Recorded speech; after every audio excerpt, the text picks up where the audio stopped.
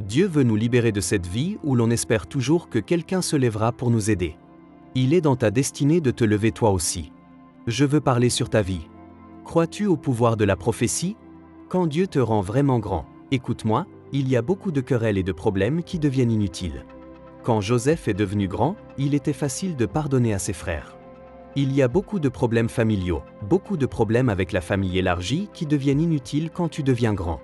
Si ses frères étaient allés trouver un Joseph qui luttait encore en Égypte, il leur aurait dit que vous êtes des gens méchants et mauvais. Je peux te dire que beaucoup de blessures et de douleurs que tu portes dans ton cœur, c'est parce que tu n'as pas encore été consolé par la grandeur. Il y a une façon dont Dieu t'élève qui rend inutile de discuter du passé encore une fois. M'as-tu entendu? L'une des façons dont Dieu te guérit du passé est de te placer tellement au-dessus de ce niveau que le problème d'argent de 1995, le problème de l'insulte de telle année, tout cela devient simplement. Les grandes personnes ont peu de soucis parce que Dieu les a tellement consolées. Alléluia! Quelque chose de très intéressant s'est produit il n'y a pas longtemps. Un homme de Dieu m'a appelé et m'a dit « Aposte, vous êtes venu prêcher dans notre église, c'était l'année dernière, et il m'a dit que depuis ce temps, ils avaient mis de côté des semences, des mois après que j'étais parti, et des gens avaient dit que le Seigneur leur avait instruit d'investir dans ma vie. Il m'a dit « Homme de Dieu, j'étais surpris. Pouvez-vous imaginer que des gens continuent de venir avec des semences ?» Je lui ai dit que j'allais lui dire d'accepter et de remercier Dieu pour ces semences. Il a dit non. Quelle est la grâce qui a fait que ces personnes, des mois après que tu avais quitté notre église, continuent de venir ainsi? Quelque chose de similaire était arrivé à un autre pasteur, à un grand ami à moi, chez qui j'étais allé prêcher. Quelqu'un l'a appelé et lui a demandé s'il avait mon numéro de compte. L'autre a demandé pourquoi, et l'appelant a dit qu'il voulait me bénir et que la seule personne dont il se souvenait était lui. Il m'a appelé et nous plaisantions en disant comment quelqu'un peut-il l'appeler, lui qui est aussi un homme de Dieu, pour lui demander le numéro de compte d'un autre homme? Il me l'a envoyé et l'autre a fait un virement comme si je n'étais pas là, et nous rions. Mais j'y ai réfléchi, c'est terrible que les bénédictions passent par toi pour aller vers d'autres et que rien ne s'arrête pour toi. Chaque fois que des gens veulent bénir d'autres, tu es l'intermédiaire, tu es celui qui connecte les gens qui vont ensuite se connecter au tien. Au nom de Jésus, les tiennes ne te passeront pas. Au nom de Jésus, les tiennes ne te passeront pas. Ton emploi ne te passera pas. Ton accroissement ne te passera pas. Au nom de Jésus, laisse-moi apporter une parole de réconfort à certains d'entre vous. Je peux te dire que la bonté que tu as été en train de montrer aux gens a été en train de bâtir une maison dont tu ne sais pas encore. De sorte que quand ce sera le moment, on te remettra simplement la clé d'une maison déjà construite. Je dis cela comme une plaisanterie pour toi, mais tu seras surpris et tu te demanderas quand j'ai construit cela, et Dieu dira, pour chaque bonté, pour chaque acte d'amour, pour chaque prière, pour chaque intercession, tu ajoutais une brique sur une autre.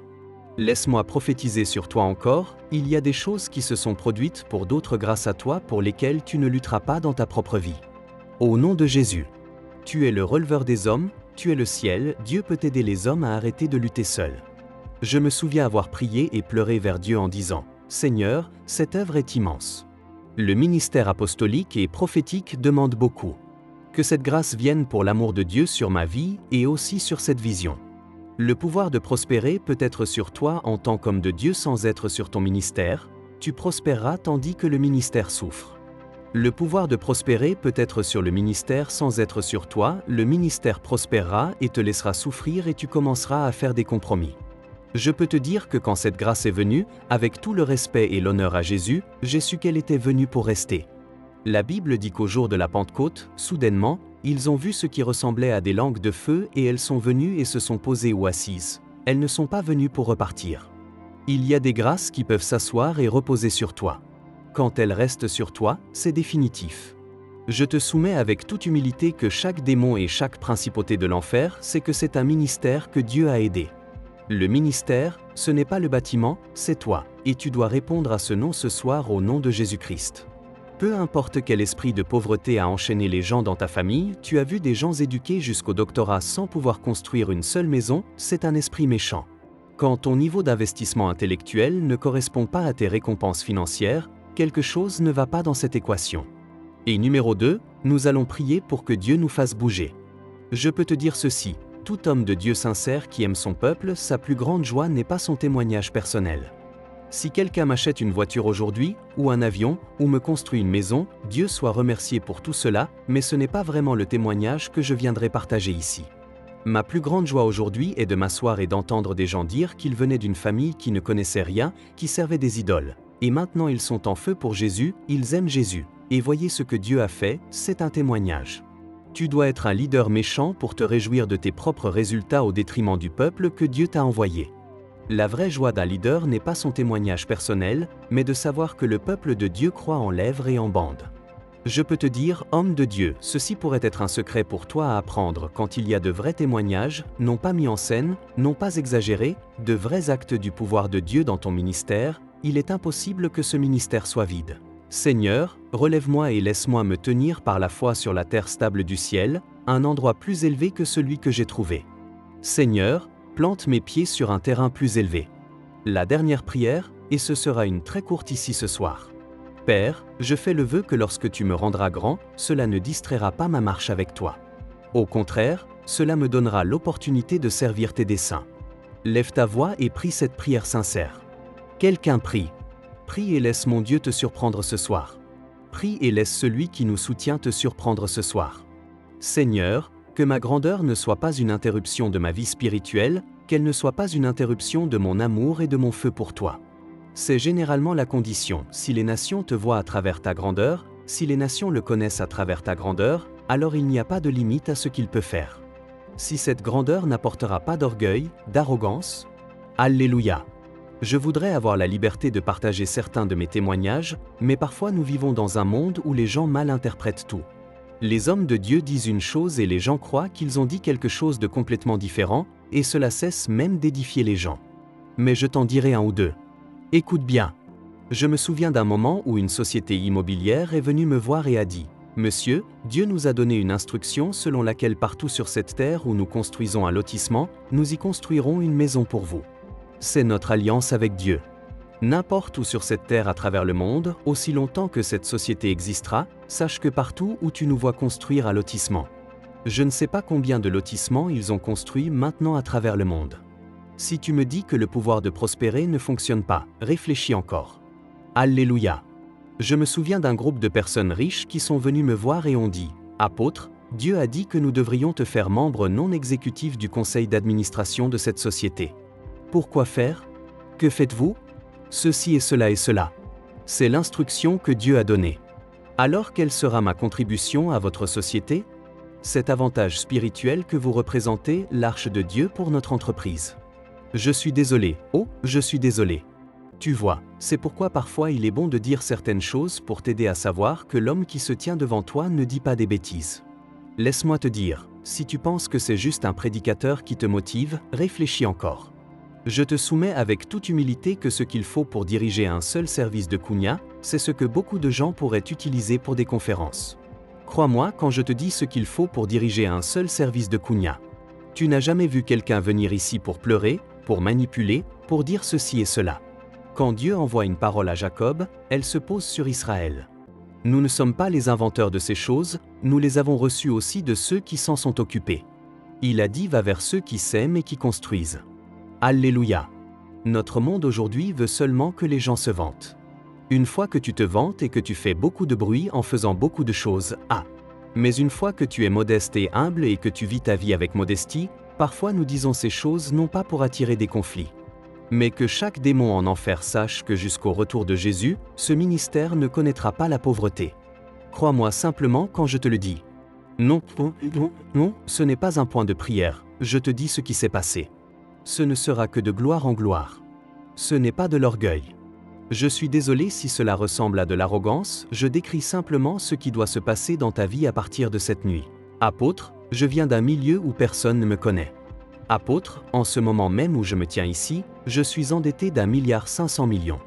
Trouve le repos. Tu n'es pas le premier à être endetté. Il y a des gens qui ont eu des dettes de milliards de dollars et Dieu les en a sortis. Trouve le repos. Je peux te dire que pour quiconque doit de l'argent ici, les affaires ne sont pas ce que tu utilises pour résoudre une dette. La prophétie va et lis ta Bible. Chaque fois que tu es endetté, laisse-moi t'épargner les ennuis, ce n'est pas en faisant une autre affaire que tu en sortiras. C'est le pouvoir de la prophétie. Pour l'huile, c'était une chose empruntée, nous sommes ici pour toi. Au compte de 3, nous allons prier. En fait, mes gens, tenez vos mains. Laissez-moi commencer par vous, mes chers leaders. Regardez-moi. Au nom de Jésus, que ce pouvoir de prospérer vienne sur vous. Prenez cette grâce maintenant. Au nom de Jésus-Christ, par la puissance qui a ressuscité Christ d'entre les morts, je vous libère vers des dimensions étranges de prospérité et d'accroissement pour que des gens se lèvent et commencent à vous aider. Au nom de Jésus-Christ, je décrète et déclare par la puissance qui a ressuscité Christ d'entre les morts, au nom de Jésus, soyez déplacés vers un nouveau niveau, des dimensions mystérieuses de richesse du royaume, par la puissance de Dieu maintenant. Je décrète et déclare qu'au compte de 3, je veux que tu cries Jésus. Veuillez amener ceux qui sont sous l'onction.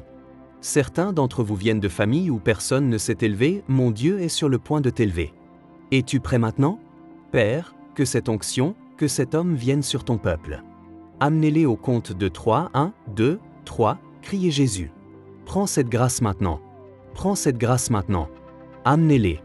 Prends cette grâce maintenant. Je t'élève par prophétie de là où tu es. Je te déplace vers une nouvelle saison. Mon Dieu, s'il te plaît, aide ces gens. Que tu sois un huissier ou non, aide simplement les huissiers. Nous devons nous dépêcher maintenant. La vie de quelqu'un change. Je me fiche de la situation financière dans laquelle tu es. Par la puissance qui a ressuscité Christ d'entre les morts, ce que j'ai, je te le donne. Entre dans une nouvelle saison de prospérité. Ouvre ta bouche et commence à prier. Ouvre ta bouche et commence à prier. Seigneur, tu changes ma vie, tu changes mon histoire. Il y a quelqu'un qui prie. N'attends pas de tomber sous l'onction. Ouvre ta bouche et commence à prier. Une renaissance de possibilités financières depuis ton état le plus bas, mon Dieu t'élève. Quelqu'un prie, je tiendrai ferme à travers la tempête, je tiendrai ferme à travers la pluie, ma vie révélera bientôt que tu es le releveur des hommes. Chante-le encore une fois comme une prophétie. Écoute-moi. Je te soumets par Dieu qu'il n'y a plus qu'assez de personnes dans n'importe quelle ville pour être utilisées par Dieu pour t'élever. Personne ne viendra t'élever de lui-même. Je t'ai dit cela, il y a un pouvoir qui repose sur ta tête. Tu as oint ma tête d'huile, ma coupe déborde. Dans ce royaume, ce n'est pas qui te déteste qui compte, c'est qui t'aime qui compte. Place ta main sur ta tête. Pose simplement ta main sur ta tête. Père, c'est un service miraculeux où tu tries les gens financièrement une fois pour toutes, mon Dieu et mon roi. Sur chaque tête ici à l'intérieur, dans tous les débordements à l'extérieur, je prie. Seigneur, que la grâce qui doit reposer sur eux, qui contraindra les aides de la destinée à graviter vers eux, au nom de Jésus, que cette onction repose sur vous maintenant. Que cette onction repose sur vous maintenant. Au nom de Jésus. Alléluia. Posez vos mains. Qui est Christi?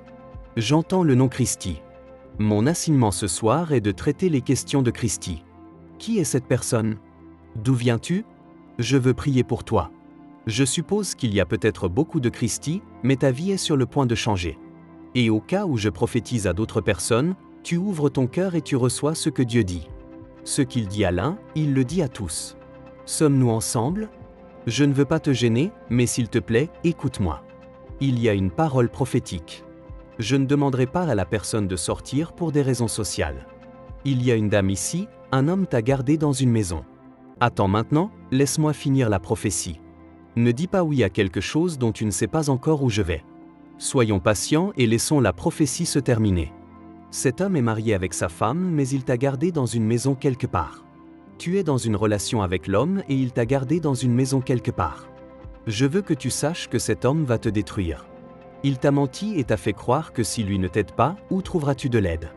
Je te conseille dans ce service miraculeux, au nom de Jésus et avec toute conscience de ma responsabilité, je sais que ce n'est pas facile. Il est facile de dire aux gens qu'ils marchent dans ceci et cela, mais tu dois être prêt à aider les gens quand tu veux qu'ils prennent cette décision.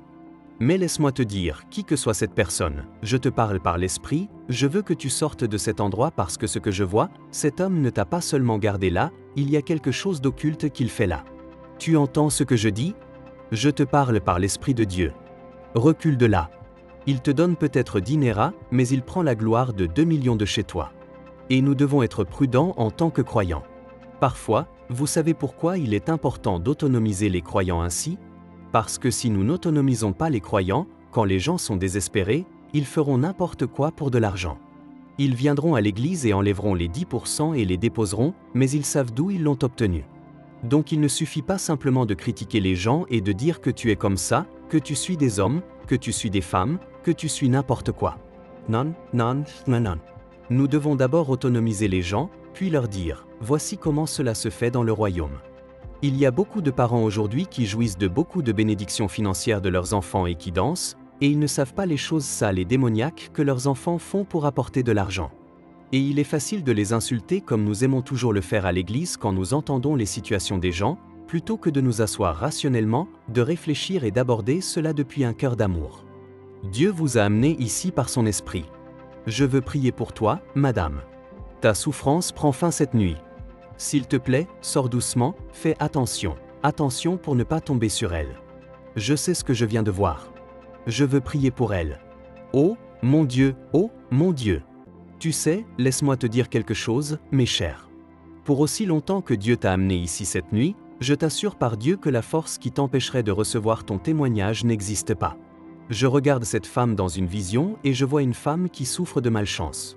Quiconque dit qu'il bénira cette femme, quelque chose doit lui arriver et ils la négligeront. S'il y a quelqu'un comme ça, des gens qui continuent de faire des promesses, demain ils diront la semaine prochaine, ils diront quoi que ce soit, ce qui les empêche de t'atteindre, je le maudis à sa racine au nom de Jésus. Je le maudis à la racine au nom de Jésus. Alléluia. Le Seigneur me montre une famille ici. Vous devez des factures médicales.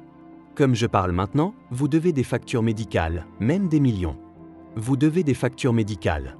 Je ne sais pas qui est cette personne, que tu regardes en ligne ou que tu sois ici. C'est comme s'il y avait quelqu'un. Laisse-moi te dire ceci, je vais prier pour les malades bientôt. Sais-tu que beaucoup de manifestations de maladie sont en fait une attaque contre tes finances? Ce n'est pas à propos de la maladie, parce qu'il y a une relation entre ta santé et ta richesse. Plus tu es malade, plus tes finances en souffriront. Donc quand Satan veut attaquer tes finances, l'une des façons dont il le fait est de planter une maladie mystérieuse. Elle ne montera pas, elle ne descendra pas, elle restera là et continuera à ronger les finances. S'il y a quelque chose que je sais qui peut détruire les finances du jour au lendemain, c'est la maladie. Peu importe combien tu penses être riche, prie pour ne pas être frappé d'une maladie ou quelqu'un autour de toi frappé. Il y a des gens qui dépensent autant qu'1 million de Naira par semaine pour rester en vie. Si tu avais économisé même 100 millions, en combien de temps aurions-nous tout épuisé? Des gens ont dû vendre leur maison à cause des dépenses médicales, ils ont dû vendre tout ce qu'ils ont passé leur vie à construire. Écoute-moi, Dieu est capable de te libérer de ce joug. Nous n'allons pas prendre de témoignages car notre temps est écoulé. Nous ne pourrons peut-être pas prendre de témoignages de gens à prier ce soir. Je veux traiter car nous n'avons même pas encore atteint la grandeur. Je dois passer les 15 prochaines minutes à déverser cela sur ta vie. Cela doit se poser sur ta vie, l'honneur et la grandeur. Nous traitons des finances. Dis au cœur craintif de ne pas avoir peur. C'est une parole de réconfort pour quelqu'un. L'Éternel ton Dieu est fort et dans ses mains puissantes. Quand tu invoqueras son nom, il viendra et te sauvera. Il viendra et te sauvera. Il viendra et te sauvera.